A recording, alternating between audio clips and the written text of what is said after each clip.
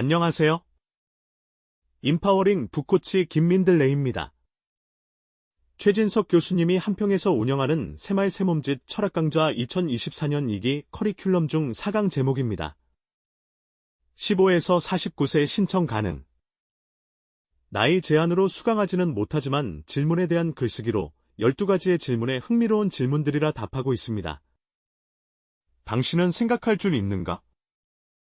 네라고 대답하기에는 생각에 많은 의미가 포함되어 있을 것 같습니다. 우리가 보편적으로 생각하는 그 생각의 범위를 넘어설 것 같은 느낌이 들어옵니다. 생각을 하고 살고 있느냐? 라는 말을 많이 합니다. 삶의 근원적인 질문에 대한 생각을 하고 있느냐는 질문입니다. 나는 누구인가? 나는 어떻게 살 것인가? 나는 어떻게 죽을 것인가?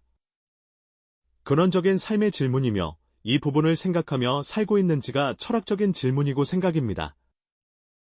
데카르트의 난 생각한다.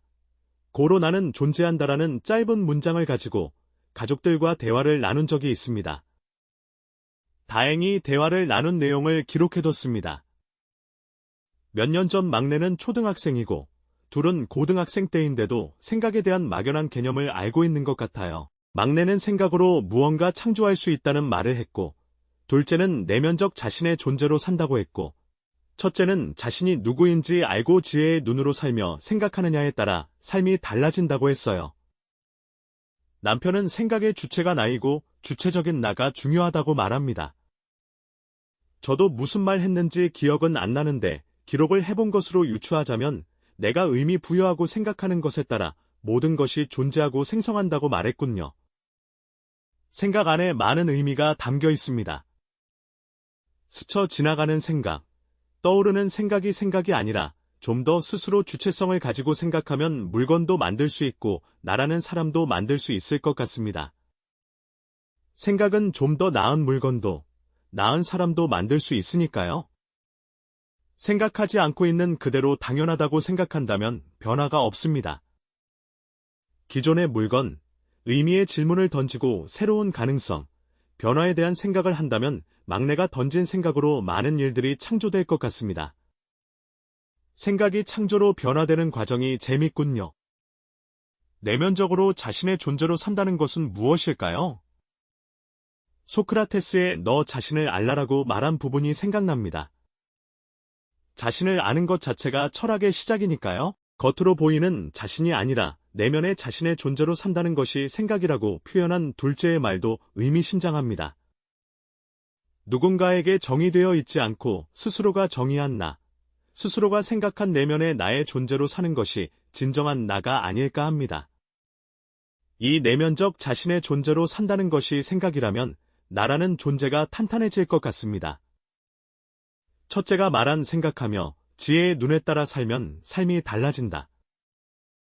내가 어떻게 생각하느냐에 따라 달라진다고 합니다. 자신이 자신을 어떻게 생각하느냐에 따라 삶이 달라지죠. 자신이 믿는 만큼 자신이 성장하는 거니까요. 생각을 하며 지식이 승화된 지혜로 산다면 삶이 당연히 달라지겠죠. 능동적인 자신의 모습에 따라 삶도 달라진다고 하는 내용이 스스로 의미를 부여하는 모습이 뿌듯합니다. 남편은 생각의 주체가 나이다.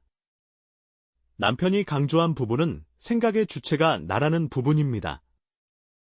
생각의 객체가 아닌 주체가 되라는 말을 강조했던 부분이 생각납니다.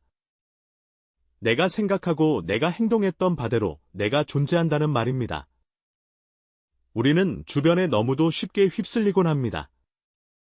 생각의 기준, 가치관이 없기 때문입니다. 항상 생각의 주체는 내가 되어야 하고 나만의 철학이 있어야 흔들리지 않습니다. 자신만의 철학에게도 질문을 던지고 더 나아지려는 생각을 해야 되겠지요. 저는 의미 부여하고 생각하는 것에 따라 모든 것이 존재한다. 저는 이렇게 표현을 했는데요. 생각의 의미 부여에 따라 존재한다는 생각에는 변함이 없습니다. 내가 생각하고 의미 부여한 가족, 식물, 일에 대한 생각에 따라 존재하고 성장하니까요. 내가 어떤 생각을 하느냐에 따라, 어떤 먹이를 주느냐에 따라 존재가 달라집니다.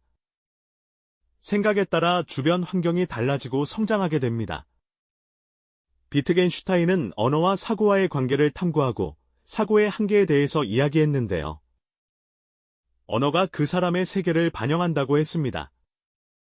언어를 사용하는 한계에 따라 그 사람의 세계의 한계도 알 수 있겠지요.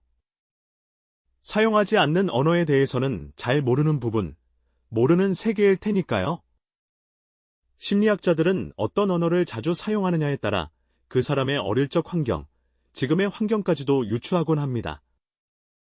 생각에는 많은 모습을 포함하고 있습니다. 새로운 질문을 하라.